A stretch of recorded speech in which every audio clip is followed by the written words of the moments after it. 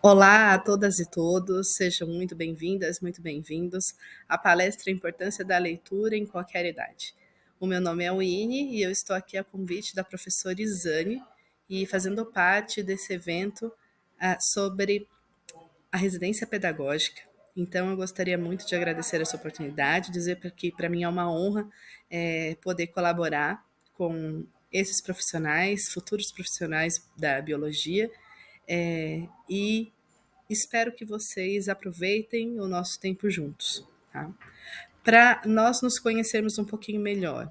Quem eu sou, né? Meu nome é Winnie Wolters. Eu me formei em Letras Vernáculas e Clássicas pela Universidade Estadual de Londrina, UEL.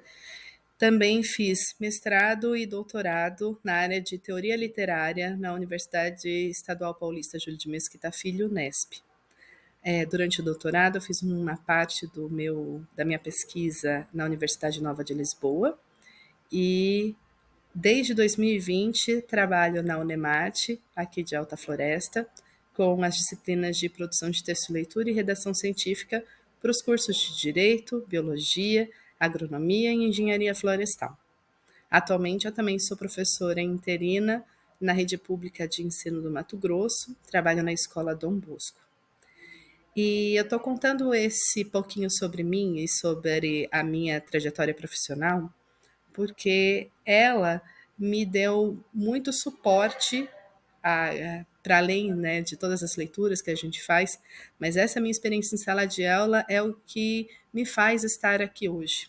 Porque não só a gente trabalhando com os alunos em sala de aula, nós reconhecemos a ausência de leitores ou a eminência desses leitores, essas pessoas que querem se tornar leitores, como também nós percebemos o quanto que a figura de um leitor ela é importante, ela é significativa na construção da jornada acadêmica de qualquer pessoa. E por isso, então, eu fiz a nossa apresentação separada em 5 tópicos. Cada um desses tópicos, eles vão se costurando e eu espero que eles acrescentem algo para vocês também. Então, primeiro tópico, ainda esse tema? Por que precisamos falar sobre leitura? Segundo tópico, o que falta para que eu consiga entender? O terceiro tópico, os benefícios da leitura na infância, vida adulta e terceira idade. O quarto, a importância do leitor-professor, ou do professor-leitor. E, antes tarde do que nunca, como me tornar um leitor na vida adulta. Tá? Então, começando, por que a gente ainda precisa falar sobre leitura? Eu acredito que ninguém que tenha chego no ensino superior fez esse percurso sem ter vários professores durante sua trajetória, incentivando a ir à biblioteca da escola, a ir à biblioteca municipal, a separar um tempo para a leitura, a incrementar isso na sua vida. Mas, mesmo com toda essa fala já um pouco esgotada dos professores, o percentual de leitores no Brasil ainda é muito pequeno. Para nós pensarmos um pouco, eu trouxe alguns resultados do último Retratos da Leitura no Brasil. É uma pesquisa feita pelo Instituto ProLivro junto com o Itaú, e ela mostra para nós como, apesar de o tempo ter passado, aqui nós temos um quadro de 12 anos, né? Esse volume de leitores e não leitores, ele praticamente está estabilizado. Então, lá em 2007, nós tínhamos 55% dos pesquisados como leitores e 45% não leitores. Esse número regressa para 50% o número de eleitores em 2011, sobe para 2015 em 56%, e em 2019 a gente tem um retorno, uma baixa de novo desse número. A gente pode dizer praticamente que ele está estabilizado. E aí, essa pesquisa é uma pesquisa muito importante porque ela literalmente dá esse retrato do Brasil. Ela é feita em todas as capitais e ela investiga não só ser leitor como não ser, o que eles consideram um leitor. Alguém que tenha lido um livro em partes ou inteiro, nos últimos 3 meses. Logo, se a pessoa passou mais de 3 meses que leu o último livro, ainda que ela tenha lido 10, ela não é considerada um leitor para essa pesquisa. E é muito importante a gente conseguir identificar que isso não só é uma tendência no nosso país, a figura dos não leitores, mas como também a exigência parece ser pouca quando a gente vai pensar que é ler um livro nos últimos 3 meses. E mesmo assim, os números são muito baixos. Tá? Aqui eu quero deixar uma recomendação, uma dica que vocês procurem ver essa palestra, essa pesquisa com mais profundidade. Tá?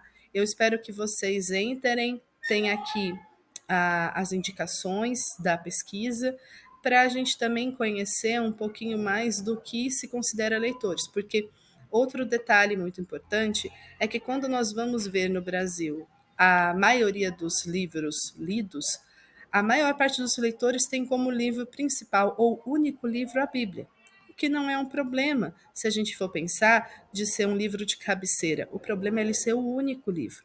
Isso quer dizer que as pessoas estão ainda muito incipientes, elas não têm o hábito de ler, elas se leem por questões religiosas, elas leem por uma questão de formação, mas o hábito da leitura como algo adquirido na vida, ele ainda não existe, né? Para a gente pensar um pouquinho nessa parte, por que eu não entendo a leitura, eu trouxe um trechinho do livro da Isabel Solé, um clássico nessa área, Estratégias de Leitura, e é interessante a gente pensar que ela fala aqui da base. Então, a gente vai pensar na formação de um leitor para aquele sujeito que já é capaz de decodificar um texto.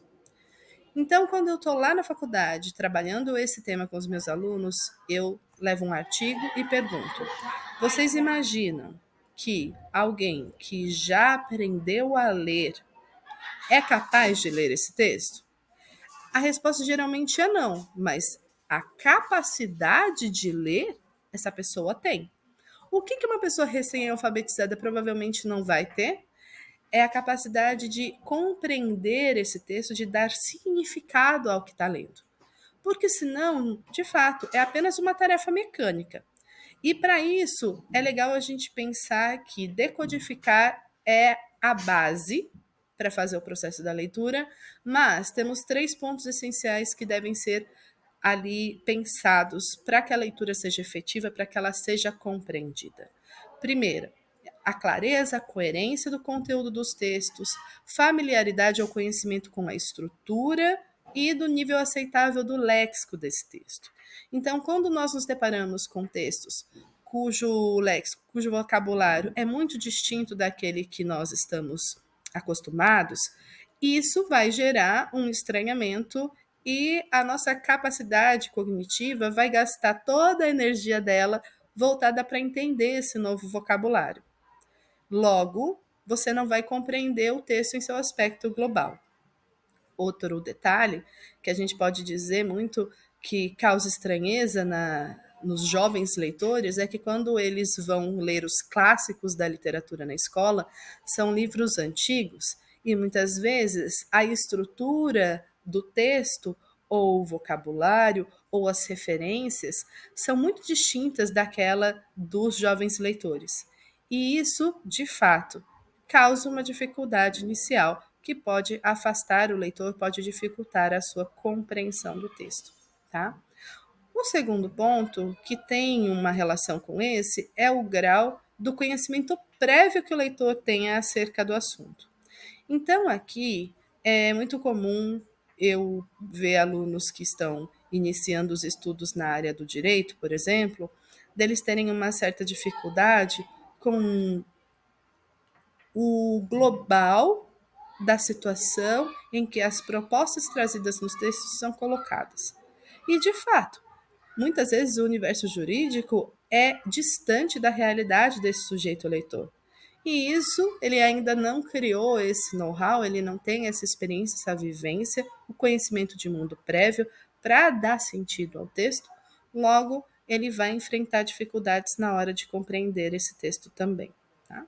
E o último ponto que a Isabel Soler traz são as estratégias que o leitor utiliza para intensificar a compreensão e a lembrança do que lê. Então, eu gosto de sugerir a os meus alunos, leitores, que façam o seguinte exercício. Primeiro, a gente nunca vai ler da mesma forma qualquer tipo de texto. O que eu quero dizer com isso? Você pega um gibi.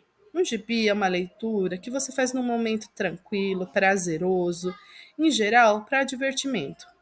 As suas estratégias da leitura do gibi, elas não vão ser as mesmas que você faz para ler, por exemplo, uma bula de remédio, que você consulta com objetivos específicos.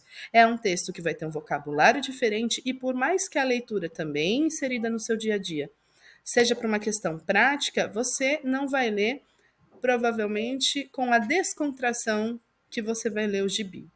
Logo, todo texto exige uma postura diferente do leitor. Por isso, quando a gente vai começar a ler, é importante que a gente pense: para qual situação eu estou fazendo essa leitura, tá? Se eu estou lendo por prazer, por divertimento, você já imagina que o texto tem que ser, sobretudo, aprazível, que é algo que nós vamos ver ali na sequência. Mas, se você está lendo um texto acadêmico, um texto técnico, um texto que você foi requisitado numa disciplina da graduação, para algum evento, é essencial que esse texto seja lido com uma caneta e um papel do lado. Por quê? Nossa capacidade de memória, ainda mais com textos complexos, ela vai ser extremamente requisitada. E o nível de relação que nós devemos fazer entre os elementos desse texto também é alto. Logo, se nós fizermos anotações durante o caminho da leitura, essa necessidade de voltar para as informações, trocar, trocar figurinhas com você mesmo durante o processo de leitura, ela vai auxiliar na sua compreensão do texto. E aí você me diz: nossa, Winnie, mas eu tô lendo no celular. Sim, mesmo lendo em suportes digitais, a questão da escrita vem sendo cada vez mais observada em estudos que a escrita manual ali é importante, é um exercício cognitivo importante. Se você prefere fazer as suas anotações no computador ou num celular, ótimo. Só minha recomendação é: tome cuidado para isso não se tornar uma distração, porque o seu objetivo na leitura é focar a leitura e não outros recursos. E nesse sentido, nós vamos pensar a leitura para cada faixa etária, né? Como diz o título dessa palestra, a importância de ler em todas as idades. Quando você, e agora eu acredito que a maioria das pessoas com quem eu estou falando são alunos de graduação que estão se tornando professores, né? Então, aqui vão dicas para vocês que serão os incursores da leitura nas escolas. Isso não é uma função unicamente do professor da área de linguagem, da área de língua portuguesa. Todo professor pode ser um professor mediador de leitura. E aí, nós pensamos no público mais jovem como um público que demanda, tem as suas características específicas e os seus caminhos de abordagem para nos aproximar e aproximar deles essa leitura e a importância do livro também. Então, aqui, o meu enfoque é pensando nessa estratégia, tá? Quando nós vamos ler, quando nós somos jovens, crianças, a leitura, ela é, acima de tudo, um exercício cognitivo. O objetivo, desenvolver essas habilidades, porque a leitura, a capacidade de ler, é algo muito novo ainda na história da humanidade. Nós somos leitores há pouco mais de 5.000 anos. E isso significa que a capacidade de ler e escrever, ela é algo ainda ensinado, precisa ser retomado. São habilidades cognitivas novas. quando a gente pensa que na história da humanidade a capacidade de falar é muito mais antiga do que de ler e escrever. Esses aprendizados em relação à leitura feitos no início da vida, eles vão sim auxiliar com que nós desenvolvamos outras habilidades, né? Então, ler quando se é criança, ler quando se é jovem, é muito importante nesse sentido. E aqui eu quero fazer um convite para os futuros pais, mães ou parentes de crianças. Ah, um outro documentário também criado pelo Itaú, ele mostra que os maiores influenciadores de leitura das crianças são pais e entre os pais, sobretudo a mãe. A figura da mãe leitora, da mãe que lê para os filhos. Se você puder ler para uma criança, se você puder ler para alguém, ou colocar o livro, inserir o livro na rotina, é algo fundamental. Por quê? Porque esse ciclo das pessoas terem em casa o espaço que elas reconhecem como um espaço leitor, insere uma rotina de atividades das quais elas podem fazer uso pelo resto da vida. Então, pensando nesse público, nos jovens, a leitura como incentivo das figuras familiares, ela é de extrema valia. E um segundo ponto que eu queria destacar aqui é a ideia da gente ler para ampliar horizontes. É muito interessante nós avaliarmos que grande parte dos jovens não tem a possibilidade, sobretudo pensando nos nossos alunos de escola pública. Eles não têm a oportunidade de sair, viajar para outras cidades ou mesmo para fora do estado do país, então ainda se fala. Só que isso não é motivo para eles não conhecerem esses mundos outros que os cercam.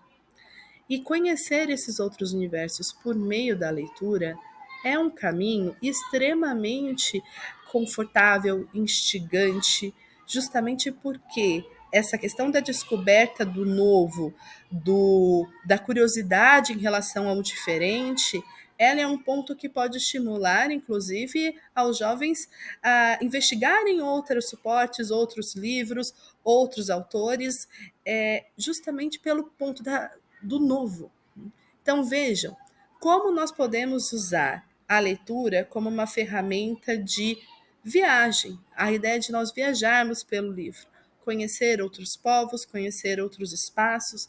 Quando nós pensamos nos alunos de biologia e no trabalho feito em relação à consciência ecológica, por exemplo, nós aqui em Alta Floresta estamos num espaço extremamente privilegiado, porque nós já somos um meio de caminho entre diferentes biomas, mas sobretudo o bioma amazônico que é um dos mais ricos do mundo, nós temos ele em nossa realidade aqui. Porém, isso não inigue o nosso ato de conhecer outros biomas, outras realidades e toda uma diversidade de fauna e flora por meio dos livros. Essa viagem que pode ser feita, ela é um passo, digamos, para estimular um futuro biólogo. Então, aqui são pontos que eu gostaria muito de incentivar, que vocês, futuros professores de ciências biológicas, que avaliem isso, o quanto os seus alunos podem se tornar futuros biólogos a partir de um livro que vocês tenham recomendado, tenham trabalhado com ele em sala, porque também é isso. O trabalho com a leitura literária em sala de aula e tendo como temas específicos a serem desenvolvidos, pode ser uma outra via de trabalho para os biólogos hoje. Agora, nós passamos a refletir sobre a importância da leitura na vida adulta, tá? Essa é a leitura que eu acho que, ou melhor, esses são os princípios que eu acho que vão interessar mais a vocês, que são o público desse evento. Pensando nisso, vamos lá. A leitura na vida adulta, muito se acredita que se ou você já estabeleceu esse hábito na infância, na juventude, e aí na vida adulta já não há mais possibilidade de adquirir um novo hábito, muito pelo contrário. A leitura é como um exercício físico, qualquer momento da vida você pode começar e esse início ele é bem-vindo. Hoje, como eu havia comentado sobre a questão da importância da leitura para a saúde mental, já foi observado também que a inserção da leitura na rotina, ela tem ela como seria uma válvula de escape da rotina do dia a dia, do acúmulo de tarefas que a gente tem, e ela trabalha então como esse momento de relaxamento, de prazer, porque nós estamos exercitando a nossa capacidade imaginativa. E isso nos ajuda a relaxar, a por si só entrar em um outro universo. Nesse ponto, eu estou falando da leitura de fruição, tá? Daquela leitura que a gente faz por prazer. E aqui também entra o ponto da leitura de textos técnicos. Por quê? A leitura de textos técnicos, textos acadêmicos, textos científicos, elas são muito importantes para nós conseguirmos aprimorar a nossa formação e o nosso raciocínio lógico. A questão da criatividade envolvendo novas possibilidades, a leitura ela funciona como um treino para isso. Então, um filósofo italiano que faleceu recentemente, ele havia levantado a questão do ócio criativo como uma forma de fomentar a nossa imaginação. E esse ócio criativo não é o não fazer nada aleatoriamente, é você deixar a mente livre para novas oportunidades, para novos pensamentos. A leitura, então, desses textos técnicos, acompanhado da leitura de textos de ficção, de textos de leitura de fruição, elas são um incentivo, elas criam esses momentos de ócio criativo. E para a gente finalizar a questão da leitura para a idade adulta, eu gostaria de destacar um ponto aqui que não envolve tanto a leitura literária, mas a leitura de jornais e notícias. Apesar de nós vivemos num mundo hoje que as notícias vêm como mensagens instantâneas, a gente literalmente fica só com a manchete, ou ainda por cima só com a foto, é de extrema importância que nós sejamos leitores de textos longos, de notícias, notícias extensas, notícias que têm ali um embasamento em outros textos, porque nós somos testemunhas de nosso tempo. E aí, ser testemunha de um tempo em que se vive alijado das informações não é testemunhar esse tempo. Então, nós temos que avaliar sobre a questão de notícias falsas e como tudo isso vem agravando as relações sociais, as relações políticas, e ser leitor de notícias, estar a par do que acontece no nosso dia a dia, não de forma superficial, mas de forma mais profunda, é extremamente importante para a nossa formação enquanto ser humano, que vive nesse momento, nesse tempo e nesse lugar. Tá? Pode parecer uma besteira, pode parecer algo muito superficial em meio a várias outras prioridades que a gente tenha no nosso dia a dia. Porém, é de suma importância que nós sejamos cada vez mais atentos e pesquisadores do nosso momento.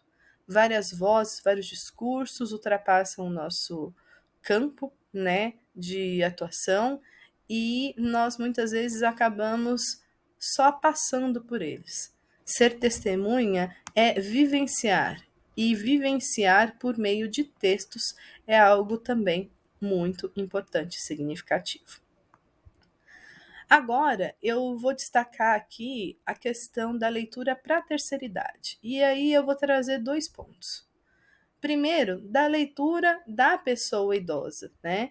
Como atividade de fruição, de vantagem para a saúde mental, porque muitas vezes, durante a terceira idade, nós temos uma mudança de rotina, saímos do mercado de trabalho, mudamos nossos círculos sociais, e isso pode ser causa geradora de vários problemas de saúde mental. Então, só aí a gente já consegue trazer a leitura como um suporte para nos ajudar a passar por essa fase, por esse momento. Mas aqui eu queria também trazer um outro aspecto da leitura, que é a leitura compartilhada com o idoso. Tá? Por quê? Porque muitas vezes idosos que estão acamados ou não têm mais condição, não conseguem mais ler, não significa que eles não podem ouvir, não significa que eles não podem receber essa leitura por outras vias.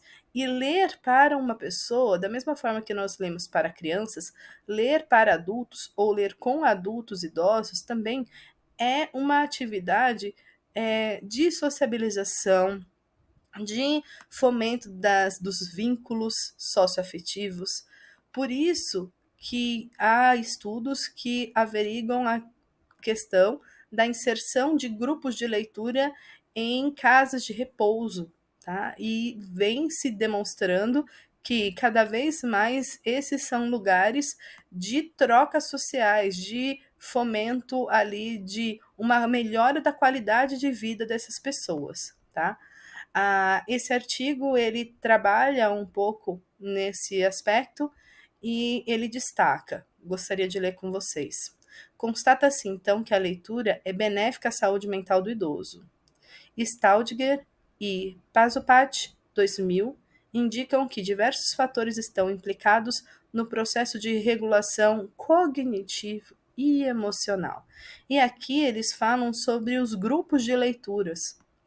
Esses grupos formam pequenas comunidades e, como eu havia falado, essa mudança dos círculos sociais na terceira idade, ela pode sim vir acompanhada de novos círculos.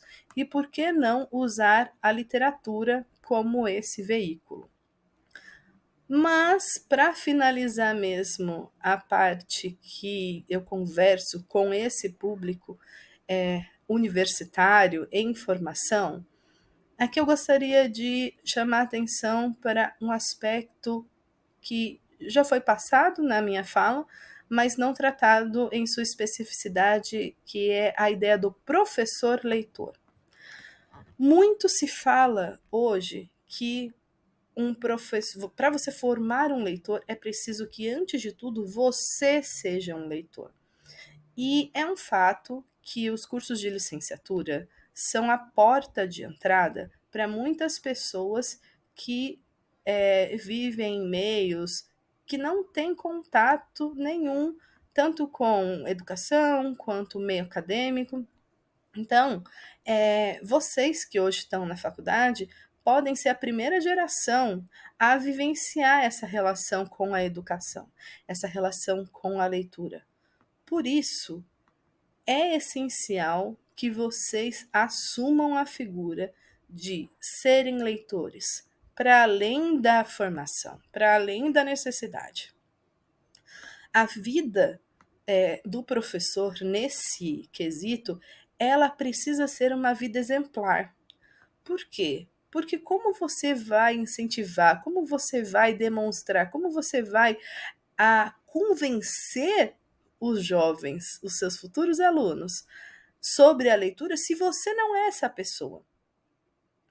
E é óbvio que, por sermos muitas vezes a primeira geração que tem esse contato com a educação, ou por nós passarmos de um dia para a noite como referência, né, para outras pessoas, é comum que haja um estranhamento, você fique se questionando sobre essa exigência.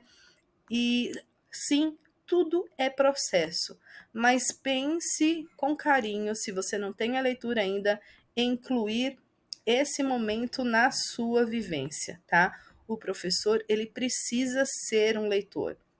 Eu trouxe esse livro em específico da Angela Kleiman, A Formação do Professor, no qual ela estuda a formação de professoras, num dos artigos especificamente, de professoras alfabetizadoras. E ela menciona justamente o fato de esses professores ou não serem leitores, ou serem leitores de livros apenas de fruição. Mas é um aspecto que a pesquisadora salienta é justamente que essa leitura, ainda que seja só de fruição, ela não é um ponto negativo dessa formação. Muito pelo contrário, as pessoas elas precisam fazer leituras diversas, mas num futuro ou durante a vida é necessário que elas transformem esse padrão de leitura. Tá? Então, para vocês verem como a formação do profissional, professor, ela é cercada de aspectos. E a leitura também é um destes. Tá? Agora, como me tornar um leitor na vida adulta? Tá? Com base em tudo que a gente conversou, eu trouxe agora algumas dicas também acompanhadas de reportagens e elas vêm com alguns aspectos que já foram mencionados, mas mais para nós pensarmos em formas de como colocar isso em prática, tá? Então, a primeira coisa que eu sugiro a quem está querendo ingressar nessa vida como leitor é colocar a leitura como meta na vida. E aí, como meta, assim como na sua vida você pode ter como meta alcançar algum bem material, você pode ter como meta se tornar um esportista, fazer atividades físicas, você pode ter como meta desenvolver alguma coisa com a sua família, a leitura também precisa ser essa meta, tá? Por quê? Porque a partir do momento em que a gente escolhe a leitura como meta, também nós escolhemos momentos e damos prioridade para isso na nossa vida. Não haverá nunca um momento perfeito que você vai sentar, abrir um livro e a partir dali você vai ler e se tornar um leitor. Esses momentos eles são feitos por nós, são feitos na nossa vida. E são quando nós o fazemos como prioridade. Se você em momento nenhum tiver a leitura como prioridade, eles não vão surgir espontaneamente. Por isso, aqui eu trouxe outras notícias que mostram como é algo do interesse coletivo, tanto por diversos motivos, seja por questões de saúde, seja por justamente as pessoas quererem expandir o seu campo de visão sobre o mundo como um todo, que essa relação com a literatura seja um hábito e vire algo dentro da sua rotina, tá?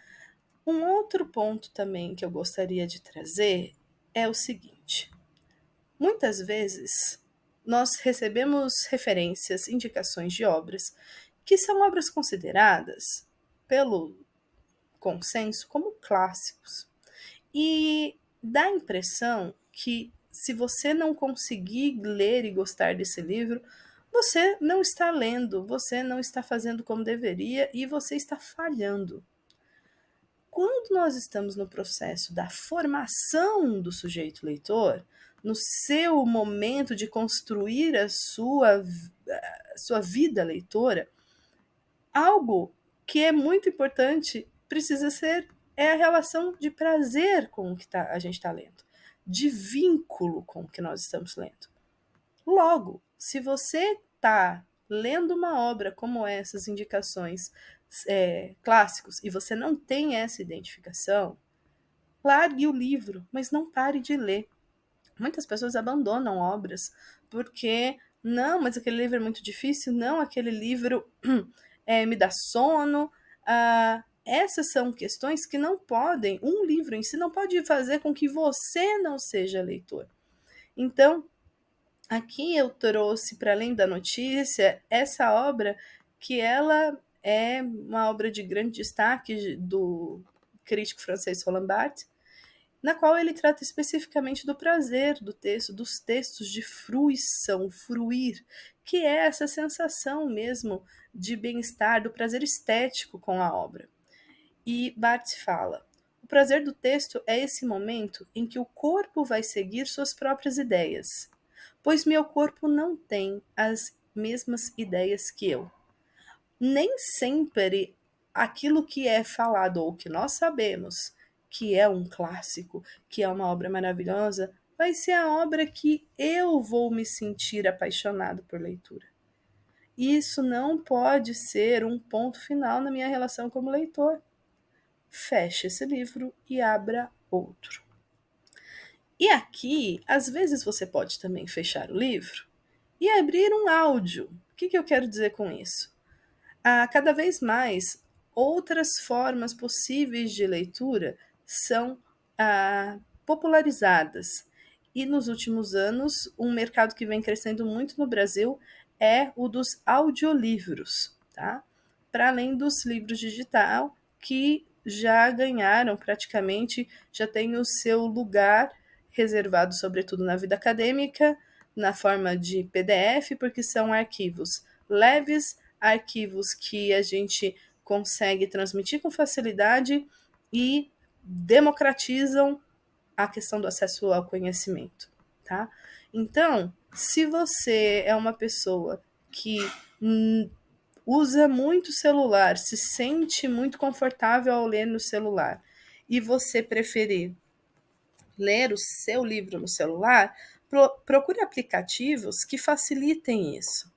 Se você é uma pessoa que tem dificuldade de concentração, talvez a sua porta de entrada para a literatura seja pelos ouvidos, seja por meio de audiolivro. E os audiolivros, sim, também são livros, com a vantagem de você poder despertar ainda mais a questão da imaginativa, sobretudo quando as leituras são feitas muito dramatizadas. Isso nos ajuda a entrar, emergir nesse campo da ficção. Há uma discussão, os neurocientistas avaliam sobre as vantagens e desvantagens de cada método, mas, acima de tudo, essas vantagens e desvantagens não estão muito relacionadas ao sujeito que lê. Por isso, não despreze as demais formas. Tente, experimente. Às vezes, uma delas pode servir para você. Novamente, quando nós pensamos nessas situações, muitas pessoas me falam que tem uma rotina muito corrida, que não tem esse momento. Aqui eu gostaria de destacar, ainda voltando na reportagem do audiolivro, uma leitora que falou que quando a filha dela nasceu, a rotina de leitura dela sofreu uma mudança, obviamente, como toda a sua vida, mas ela redescobriu o prazer da leitura nos momentos de amamentação, que era quando ela ouvia o audiolivro. Então, assim, se nós não criarmos situações em que a leitura pode ser uma via, elas não vão existir. E essas situações, elas podem ser tanto por meio de outros suportes, como o áudio ou o livro pelo celular, mas ela também pode ser por meio de ocasiões sociais. E aqui a gente destaca como as novas gerações têm se relacionado com as redes sociais e a literatura. O TikTok tem sido um espaço de divulgação de obras literárias, criação de conteúdo relacionado à literatura e também de entrosamento entre leitores, porque às vezes o tipo de literatura que te atrai ou os autores que são seus preferidos não são compartilhados por pessoas próximas a você, mas você consegue encontrar círculos sociais via internet no qual você vai se sentir acolhido para debater sobre esse assunto, e essas relações sociais, esses vínculos, nos ajudam a fortalecer tais laços com a leitura. Outro ponto também é a questão do clube do livro, que é algo muito antigo e vem se popularizando cada vez mais por meio de figuras populares, figuras da mídia, que têm usado também o seu espaço para aproximar jovens da leitura. E não só jovens, pessoas mais velhas também. Por exemplo, a apresentadora norte-americana Oprah Winfrey, ela tem um clube de leitura que já tem muitos anos. e ela convida escritores, os livros são acompanhados ali por ela e outras pessoas da mídia, e isso se torna um grande espaço de compartilhamento. Tá? Essas são situações que vão exigir um comprometimento com outro grupo e também com a própria leitura. Às vezes você não leria algum livro ou não leria naquela velocidade caso não houvesse o comprometimento em ler para aquele grupo. Tá? E por último, mas não menos importante, persista. Vão haver inúmeras circunstâncias que vão te levar para longe do livro, que vão desfavorecer a sua relação com a leitura.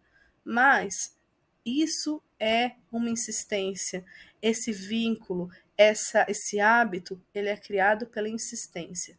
Persista, não deixe de lado a sua vida literária. E é com essa dica que eu finalizo a minha apresentação. Eu gostaria muito de deixar aqui também como sugestão de leitura os livros, artigos, textos que eu usei para fazer essa fala para vocês e agradecer mais uma vez a professora Isane pela oportunidade de estar aqui hoje. Muito obrigada, pessoal. Desejo a todos um ótimo final de semana.